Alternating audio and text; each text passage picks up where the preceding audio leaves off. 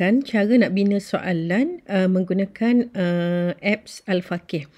Okey, yang pertama ini adalah paparan Al-Faqih. Kita ada dashboard, ada e-nota dan logout lah untuk kita logout. Okey, dekat dashboard ni adalah tempat untuk kita nak bina soalan. Okey, untuk yang pertama, langkah pertama ialah kita masukkan nama set soalan kita. Nama set ni biasa lebih kepada nama ujian lah, ujian ataupun peperiksaan. Okey, sebagai contoh kita nak buat peperiksaan akhir tahun. Peperiksaan akhir tahun tingkatan 3, maka kita akan cipta set baru. Dekat sini kita akan klik OK. Okey, apabila dia dah masuk kat sini, kita perhatikan jumlah soalan masih kosong, jumlah markah tak ada lagi. Jadi apa kita perlu buat ialah kemaskini soalan. Okey, untuk kemaskini soalan kita akan pergi ke paparan seterusnya, kembali tambah cetak soalan dan cetak skema. Apa kita perlu buat ialah kita klik tambah. Okey, jadi akan dilistkan tajuk-tajuk untuk tingkatan 3. Okey, sebagai contoh, kita nak ambil soalan zikir penenang hati bahagian tilawah, kita teruskan. Okey, ini adalah soalan-soalan, bank soalan yang terdapat bagi tajuk tersebut. Jadi kita perhatikan ada soalan, dia akan bagi tahu jenis soalan, berapa markah, tajuk dan merah ini bermakna aras tinggi, hijau aras rendah dan ada lagi satu iaitu kuning aras sederhana. Jadi untuk peringkat awal mungkin kita nak pilih soalan yang biasa dululah. Okey, sebagai contoh kita klik soalan subjektif 1. Boleh klik lah. Jadi ustaz-ustazah boleh pilih berdasarkan pilihan kita lah masing-masing. Okey, sebagai contoh nak ambil 3 soalan kat situ. Nak ambil juga soalan isi tempat kosong.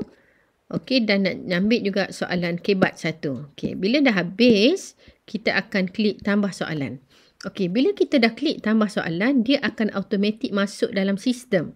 Okey, cuma perlu saya ingatkan, masa kita klik tu, dia akan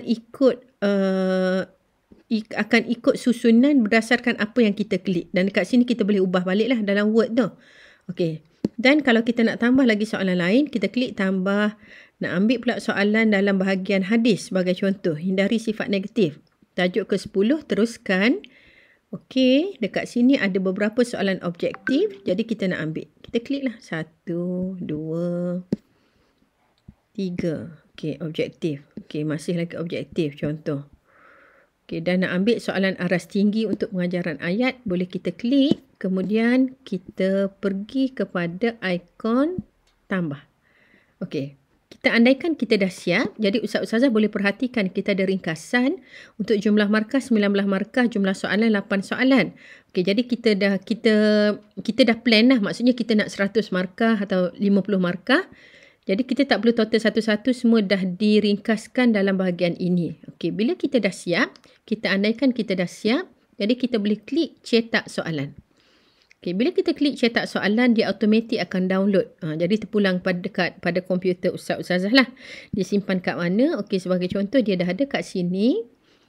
Okey, jadi ini adalah set soalan yang dah siap berdasarkan pilihan kita.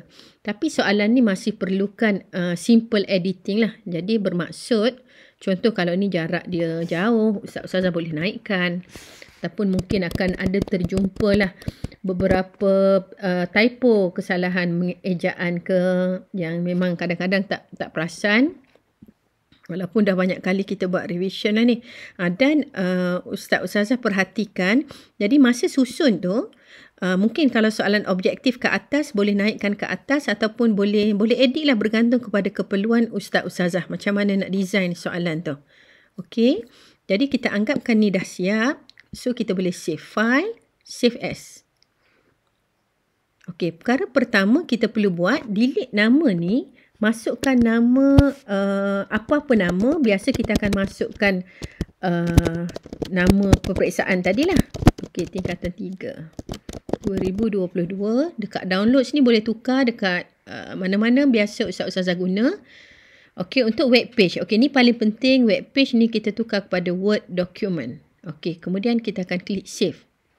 Okey, bila kita klik save, dia dah ada sebenarnya dekat dekat desktop tempat kita save tadi. Okey, langkah kedua. Bila kita dah buat soalan, kita dah cetak soalan.